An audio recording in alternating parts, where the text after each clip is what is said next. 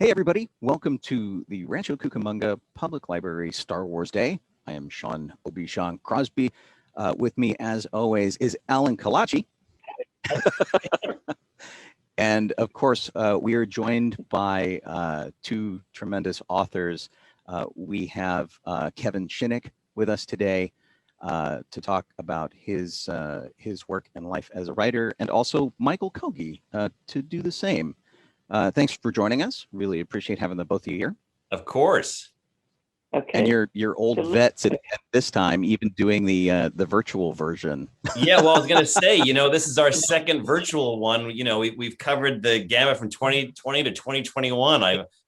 I'm missing you in your robes, reading aloud to everyone, Sean. Well, it's I do what I can. I got a little Star Wars going on. That's just, true. No, just sort of from the way. So why don't I have the two of you introduce your latest and greatest works? Going back to Kevin, what have you been working on lately? And also, what's your latest and greatest Star Wars project? Oh, gosh. Well, you can't ever discuss anything Star Wars related before it hits the stands or the screen or whatever. But Michael and I both try and keep one foot. Well, I won't tell it you go. Well, yeah, exactly. And then it's all over the internet. But Michael and I both always try and keep one foot in Star Wars world because we feel most comfortable there, obviously. But, ever since Chewing the Porgs came out, I'll even hold it up, my children's book for Star Wars. It's so funny that I got an email just yesterday, no joke, from a friend of mine saying, as we read Chewing the Porgs for the 400th time, I am both grateful for you and hate you. And I was like, yeah, I'm there. When I was writing it, I thought, yeah, I've read a lot of stuff that I'm like, oh, I don't want to read this again. So I tried to make it at least parent friendly as well. But, because things take a while to get going, sometimes you have to have multiple projects going on. I am currently, again, sadly, I can't talk too much about it, but I do have a Spider-Man comic coming out that will be aimed at a younger audience. Which we're waiting on. COVID kind of threw us some wrenches. There's some deadlines we're trying to, pair up with and stuff, but I'm very excited by it. Alberto Jimenez is my artist, and he's wonderful. And it's called Web. So keep your eyes out for that. Super cool. Periodically, the Rancho Cucamonga Public Library will discuss comics and graphic novels and their that's great and stuff. That's too, great. So. Yes, we also annually do a superhero Saturday as well. So keep us on your radar. Let me get my tights on and I'll be there. You just give me the date. And Michael, so same question. What is your latest and greatest project that you can talk about? And what's your latest Star Wars project? Yeah, so my latest project is I've been working on an original novel, and it's been a lot of fun, but it's going, it's a long journey. That's for sure. And then latest Star Wars, I had two published last year. One was a story in this book called From a Certain Point of View, The Empire Strikes Back. Great and it's book, by the way. Yeah, it's called Tooth and Claw. And it's about our good lizard friend, Bosk. I don't know, Alan, have you read? Nice. Were you able to read that? Yes. Oh, good. Loved it. Good. It. Terrific book. Yeah. Look, it's just the four of us. Let's admit it. It's the best story in that whole book, right? Right? We can say that here, right? Hey, absolutely. No. Well, and what's super funny is that Bosk has a crazy cult following, up to and including people at Lucasfilm. Just really. So I got a lot of people on Twitter basically saying, this makes my year. This is Bosk Friday, new Bosk content coming out. And I was like, okay. But they were all into it, all into it. So that was a lot of fun. And then I also wrote the Rise of Skywalker, the young adult novelization, the junior novel. And that came out in April of last year. If I can interject a Bosk anecdote. I write on Robot Chicken, and we did those 3 Star Wars specials, and we again are also big fans of Bosk. So we had this whole debonair Bossk. We kind of aped like the beginning of Indiana Jones and the Temple of Doom, or a James Bond thing where he comes in a tuxedo, and it was a lot of fun because you can't not have fun with Bossk. And all we really knew about him was he stood on the bridge of the Star Destroyer and looked menacing and like curled That's his it. tonenails. That was That's all like you kind of needed in it. those days. So the sky's the limit. And so in my story, he actually breaks those toenails. So it's a big day. Right. Wow. I love it. And I love the old Kenner Bossk figures, one of my favorite figures too. Oh yeah. Yeah. Well, and wasn't he a mail-in? Didn't you have to like collect the proof of purchases and mail in to get the Bossk figure? I seem to remember mine coming That's in the true. mail that That's way. true. I think you're right.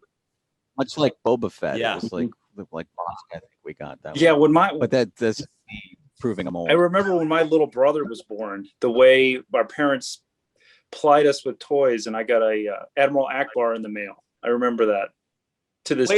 Wait a minute. Michael, when my brother was born, I got the Wizard of Oz set. Wait a minute. Something was horribly wrong. I needed Star Wars.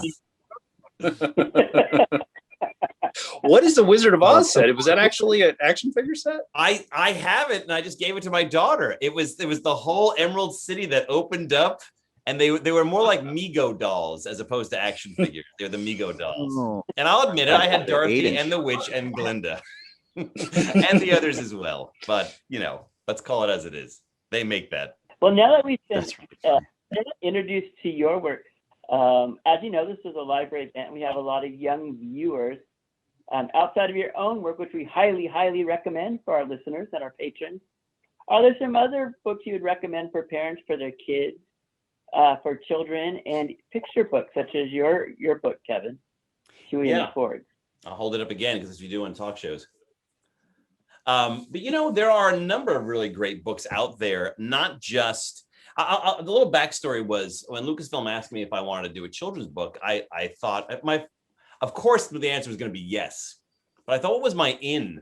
And my daughter at the time was 5, and of course, being my daughter, I was desperate for her to love Star Wars, but I know at that time she was still a little hesitant and scared about Darth Vader and Kylo Ren and Chewbacca, all those things. So I thought, well, this would be a good entry point, and who better but Chewie and the Porgs to kind of, escort you into the whole Star Wars saga. And I think that's kind of the point of a lot of this too, which is there are different ways into this franchise or this world, I should say, So I'm not even going to point out one specific, but I will when I say there are different ways, there are those Star Wars cookbooks. There are those Star Wars, I forget exactly what it's called, but it's like Daddy and Me or whatever, which is Darth Vader and Anakin. They have a lot of great ways to introduce Star Wars without having to jump right into, this is what happens in Star Wars. There are other entry points, which I have found fascinating. Our friend and editor, Michael Seglain, has even penned a few, stories that kind of take place just a little off center of the stories, and things like that. So there's a handful, more than a handful. There's a whole section, if you go to the bookstore, of wonderful books that kind of can introduce you at any age entry point. Yeah. And I have a 2-year-old now, so it's weird how culture impacts what Star Wars is at the moment. And her avenue into Star Wars is actually The Mandalorian of all things. There you go. And she has her Mandalorian shirt now. I didn't even ask for this, but she has this little golden book called This Is the Way, and it's about the Mandalorian and Baby Yoda, who she knows as a child, and it's little snippets of their adventure from the TV show. So I was actually singing her the song to the Mandalorian as she was going to sleep up 10 minutes ago. Michael, I'm going in about an hour. If you can come to my house and sing that to me, I think I sure will. That'll help me.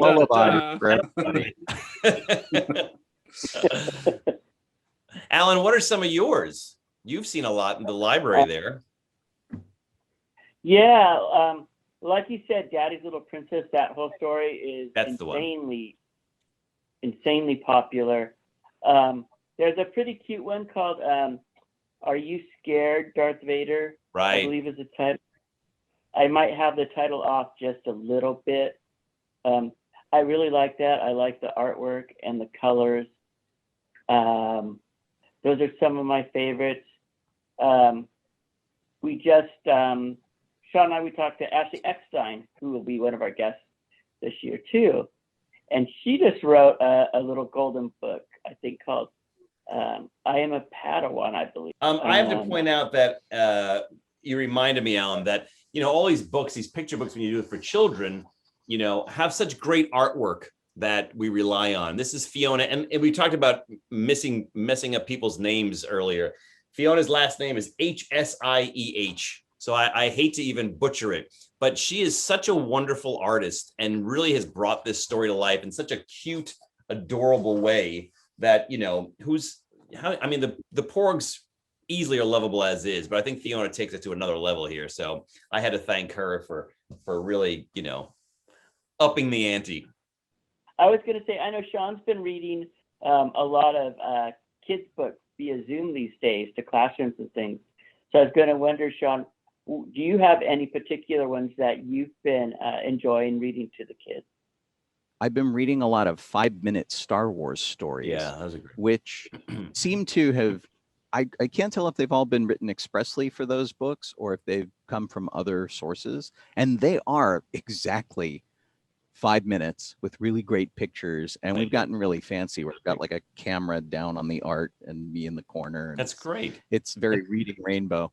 But they've been really good for a wide variety of ages, and that's been really fun to find one. And I like doing character voices, so anyone I can find that has lots of character voices. Like I think I read Katie Cook's book, which was ABC3PO, and basically an alphabet book, Star Wars characters, and so every letter of the alphabet is an opportunity to do a silly voice, even if it's just, you know, the obvious Admiral Akbar, it's a trap, you know, whatever we're doing. So John, how would you do if B was for Bosk?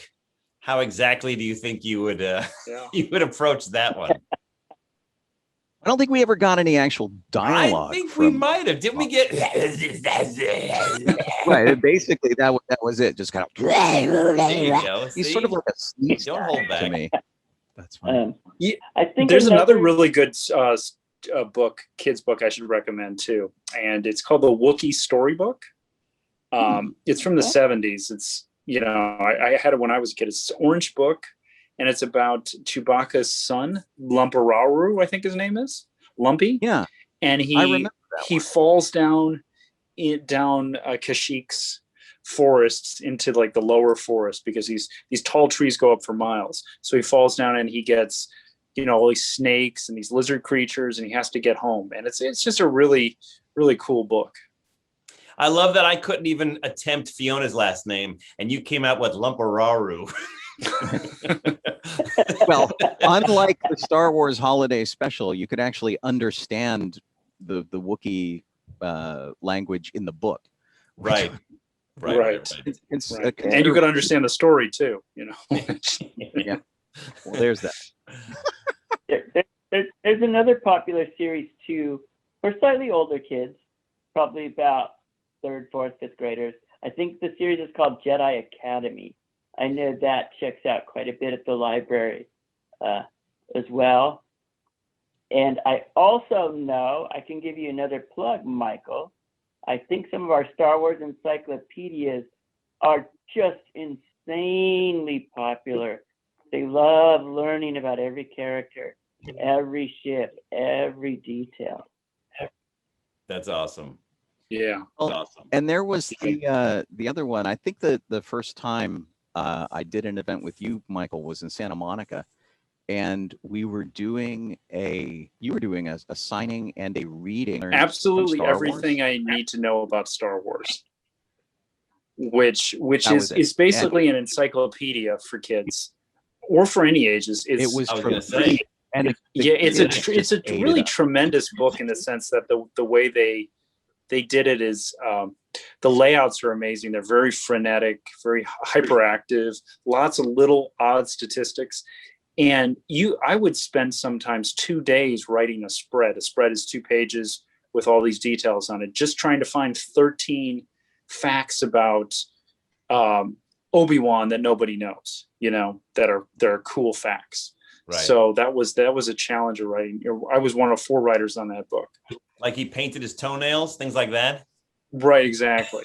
Or how many times every Tuesday night. Princess Leia change her hair, those kind of things. That's awesome.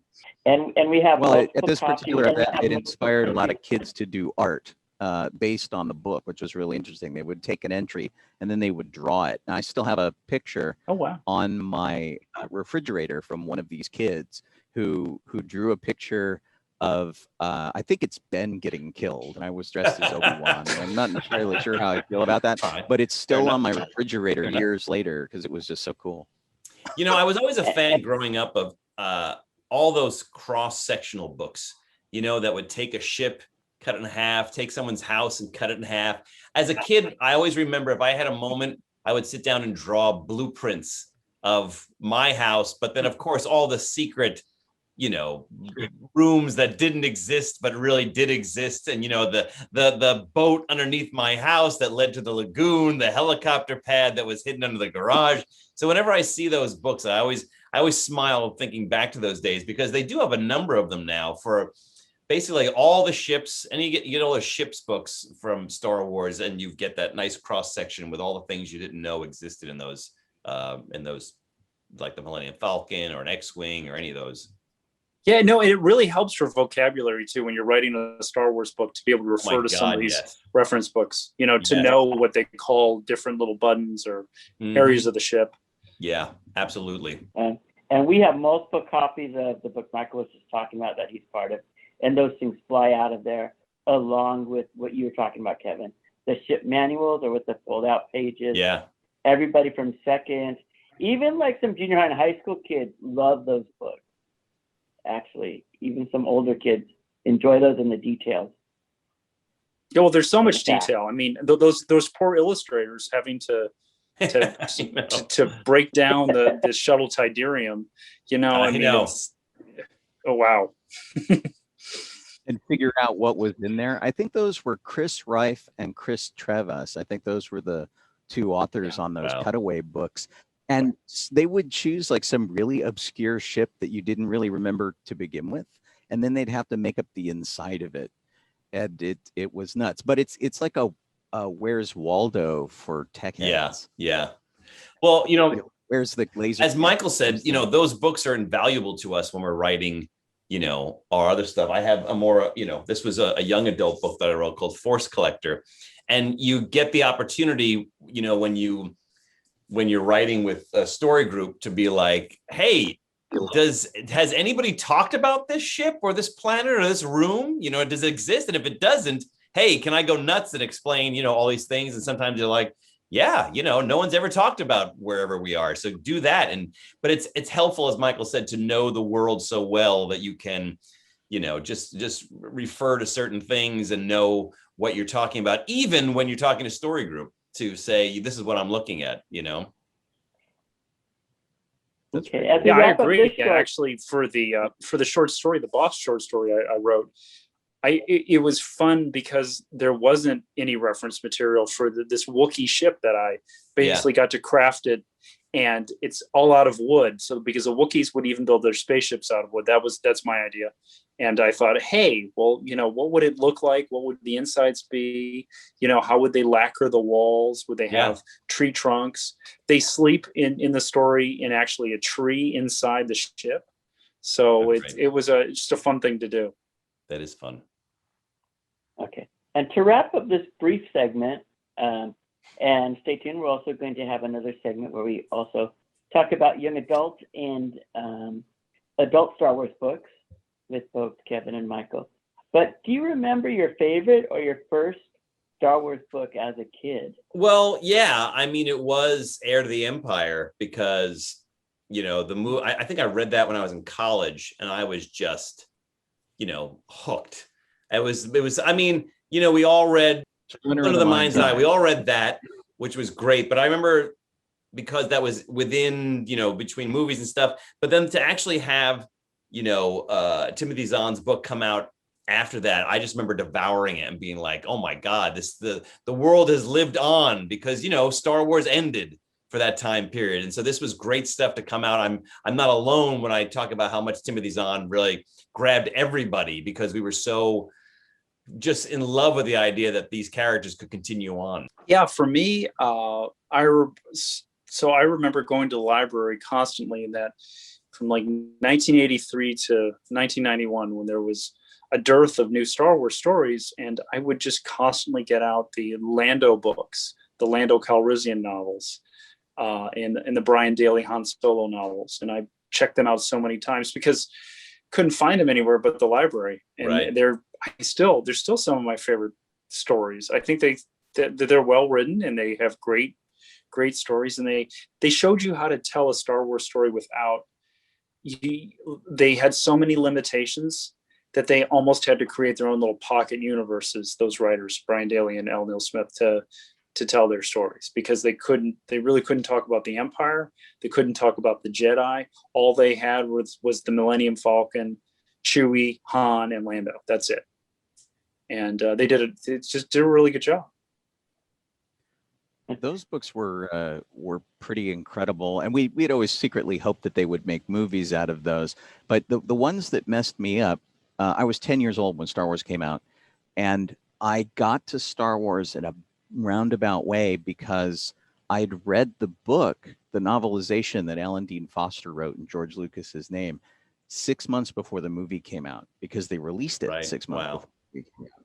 And a family member brought it to Thanksgiving and went, "Oh, you should read this. It's super cool." And so by the time we had seen Star Wars, and we went, "Wow, that was different than the book." And then we got Splinter of the Mind's Eye, which Alan Dean Foster wrote under his own name, and it had so much cool stuff in it. That's what we thought the next movie was going to be. And when the movie didn't even go where that book did, that was the light bulb that went off in my head. That was like, wow, the Star Wars can really just be anything that we want. Yeah. And it just depends who's guiding the universe. It was kind of a big deal for me at about, 12 years old. Of course. Yeah, I remember that Star Wars novelization by Dean Foster. I have a copy. Mine's split in half. I have this old Del Rey or Ballantine gold edition. And then to have written The Force Awakens, and I wrote it alongside Alan Dean Foster, his adult novel, and I wrote the junior novel. And we would swap. It was a surreal experience. We'd be swapping notes, talking on the phone. I know he's a friend now. It was a really, summation of a dream, I think. That's awesome. That's super. Wow. I think my first was the old Star Wars Marvel comic books. Also came out before the movie did. There's a really good one, Alan. 8 for a Duba 3. Do you remember that one? That's the one with Jackson in it. Yeah, right. The rabbit, the green rabbit.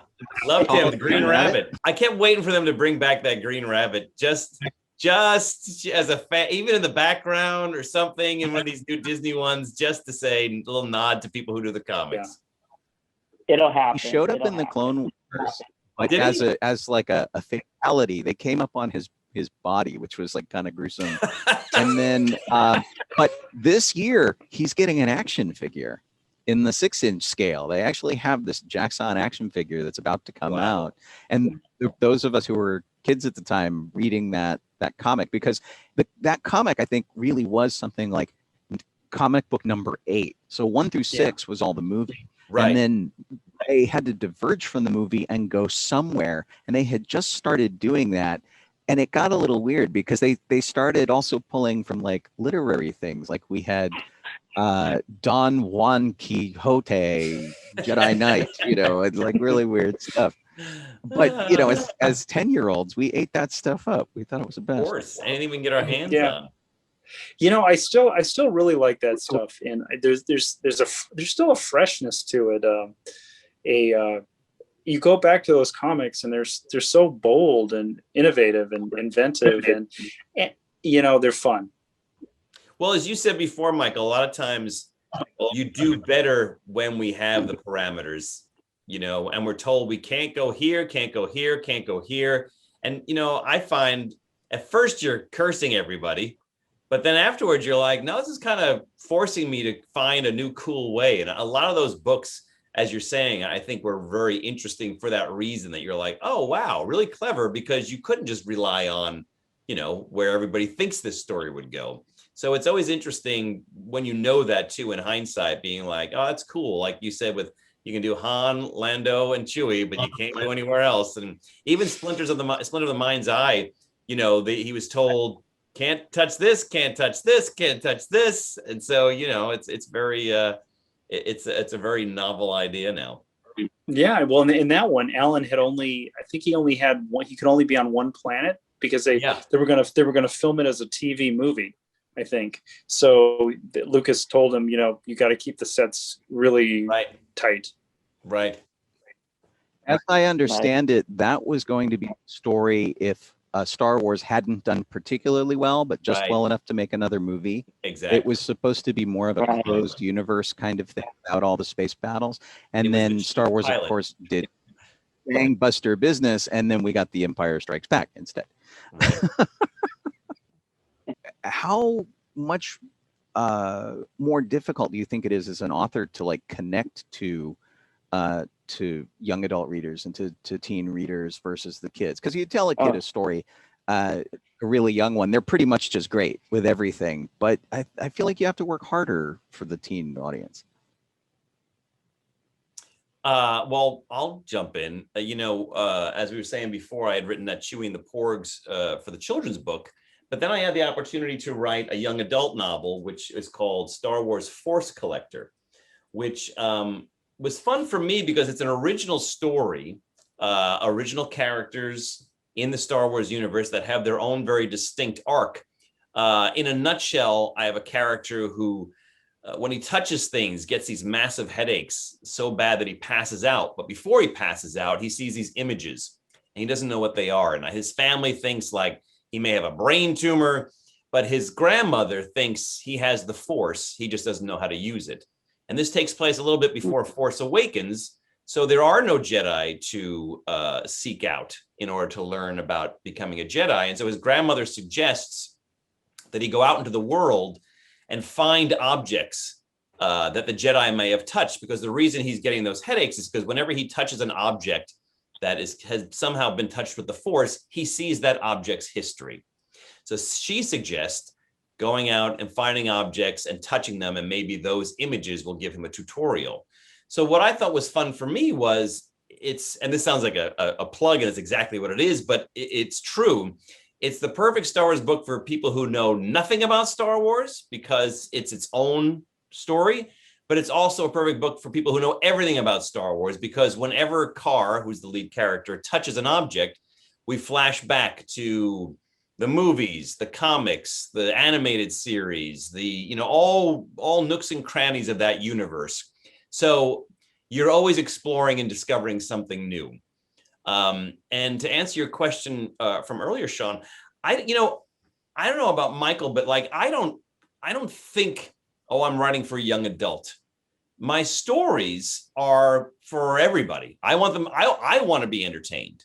I think where it comes down is sometimes you choose different language to convey certain things, or you never simplify, but you hit it from a different entry point is all. This could have easily been just, think about it. Star Wars is a young adult novel, essentially. No one thinks about that, but we all read it when we were, 10, probably, when it came out, and we were like, this is fantastic, and we ate through it. So it's interesting now that we have books that we call adult and young adult and children's, because for me, it was all that world, and Star Wars was introduced to me when I was 9 or 10. So that's the world I always wanted to connect with. And as I said before, for me, I'm telling the same story, maybe not for the children's book, but whether it's young adult or adult, I'm telling the same story. I'm just choosing a different vocabulary to get it across. Could you add to that, Michael, about your approach? Is it different between what the age demographic is? Yeah, as Kevin said, it's always an equation of language. I think how you use language, how you write your sentences, and for when I was writing the junior novel of The Rise of Skywalker, I don't want my prose to just be simple, right? It can't. I want to challenge the reader, and especially a teenage or middle school audience. I want to be able to challenge them because this is their chance to really push forward. They're reading a book that they love, or a story that they love, and so this is a chance for them to learn something new. And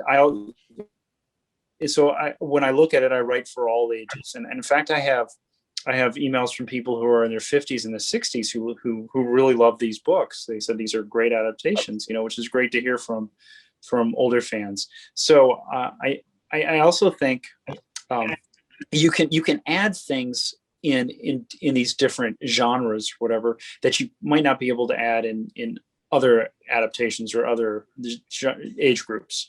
So you can talk about things which are pertinent to the story. You can develop things that you might not have seen in the movie. I did that in The Rise of Skywalker.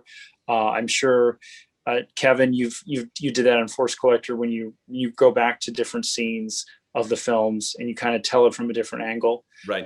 You get new insights into that, and it's more of a point of view matter than I think anything else. So in my story, I tell it from mostly the young hero's point of view, and also the young villain, which is Kylo Ren, and General Hux, right? So there's a little bit of Leia in there, but for the most part, it's angled on the young characters. And I think Kevin's Force Collector novel is the same way.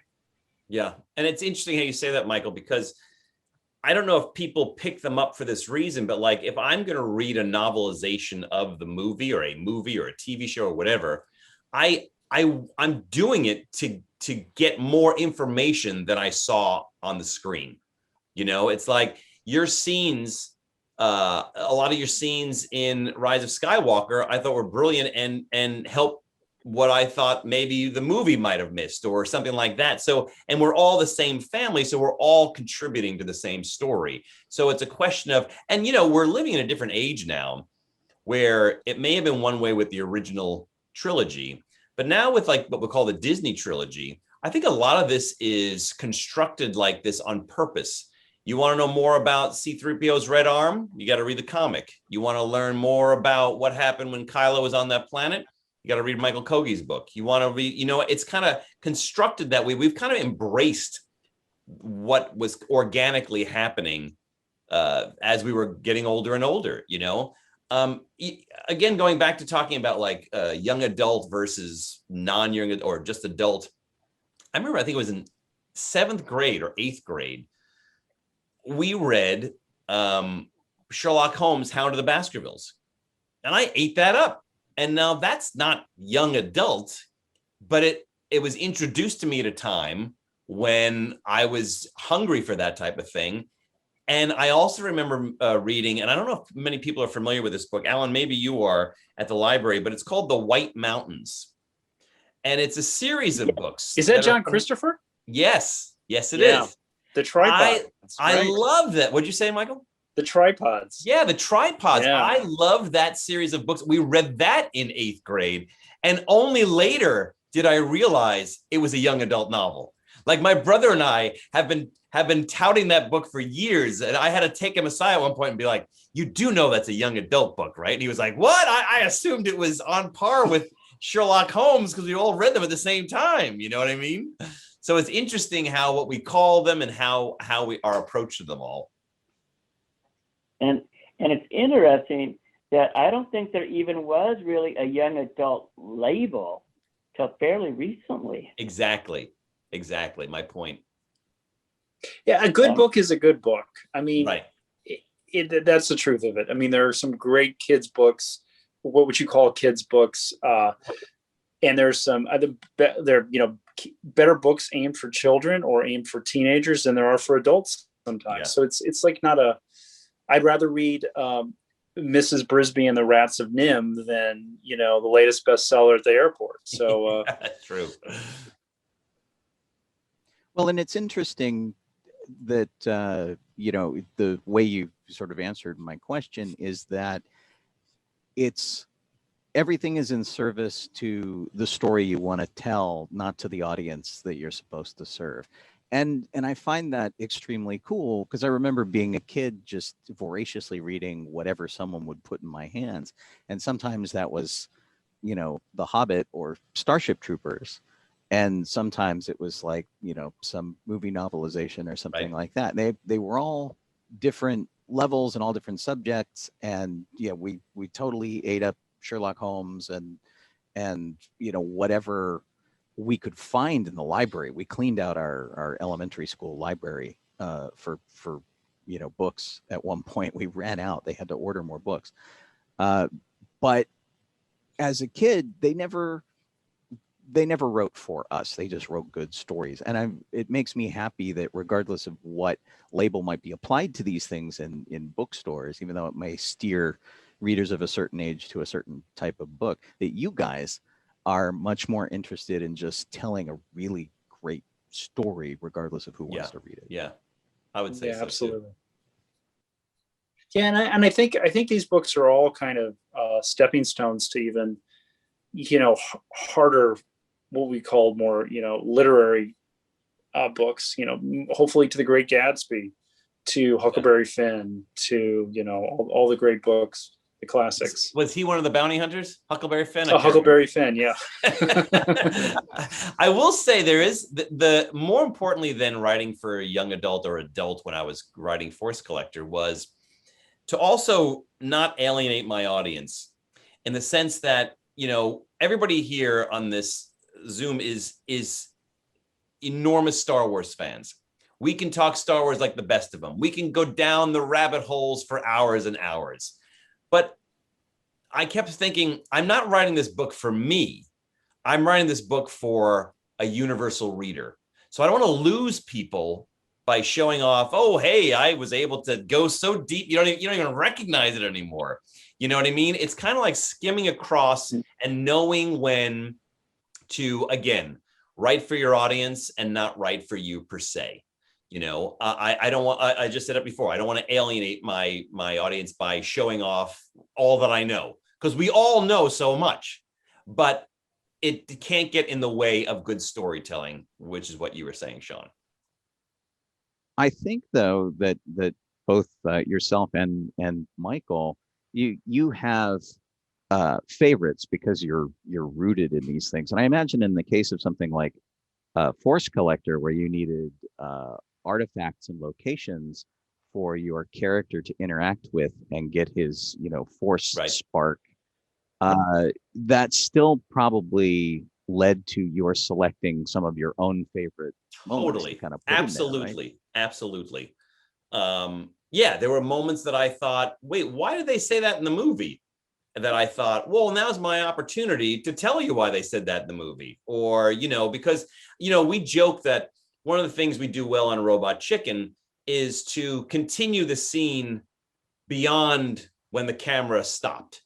You know what I mean? And we do it for comedic purposes on the show. But in Force Collector, I was doing it more for kind of storytelling and information. You know, what happened? We cut, but that their lives still went on. You know, we just because we turn away from certain characters doesn't mean they stop talking. So let's explore that area and let's find out what they have to offer. Yeah. And one of the great parts about Michael's writing and doing the novelization is that sometimes you do walk out of the theater scratching your head going, why didn't this make sense? And then you're able to read the companion book and go, oh, see, now that makes sense. And I did that quite a bit on The Force Awakens. There were some head scratching moments that were clarified by your writing, which really kind of saved me. And, you know, it's like, and you feel dumb as an adult. You're like, why didn't that make any sense to me? And then you read the book, you're like, oh. Well, a lot of that is just, I think, movie storytelling. It doesn't always have to make sense. It just has to go. They just they got to keep that engine going, the rocket going. So it's up to the novelists to figure out and bash their head against the wall to figure out why did they do this, and finding the reason sometimes. Yeah. And as Kevin was saying, I also tried to remember that the people reading, the readers who might be reading my books, might never have seen a Star Wars movie before, might not know anything about the original movies, and know nothing about the world. And so what I did in each of the books is I basically wrote a prologue and epilogue. And the prologue basically sets up the universe in a kind of a once upon a time kind of way. So I made sure that readers of all ages were introduced to Star Wars and the universe and the state of the universe and all the big characters like that in a couple of pages. And those actually took a long time to write because they had to be succinct, they had to be on point, they had to be descriptive, and they had to be historical, and they had to be, fun to read. So it was a lot. Yeah, what are some of the books you find yourself, Star Wars books you return to as references when both of you are writing your work? I don't think I read anything while I'm writing my book because I don't want to be influenced by anybody else's experience or take while I'm writing the book. But when I'm not involved in it, I like to do not deep dive, but look around. Obviously, I'll read what's coming out currently to stay current. I think, we have the High Republic and stuff coming out now.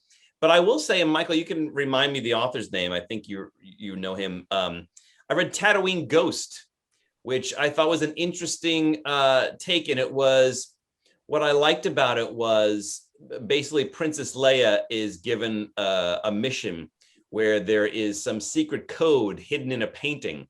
So she has to auction a bid on this painting, and she doesn't get it, of course. So she has to follow it, and it goes back to Tatooine. And what was interesting about this story was it was Leia having to learn and embrace the fact that Anakin wasn't just the evil Darth Vader that she knew. She's now on a planet where there are still people who knew him when he was Anakin. And she's hearing all these different stories, and none of them sound horrific. They all sound very human and very sympathetic. And so she has to grapple with the feelings of things are not black and white. Do you remember the author's name, Michael? Yeah, Troy Denning. That's right.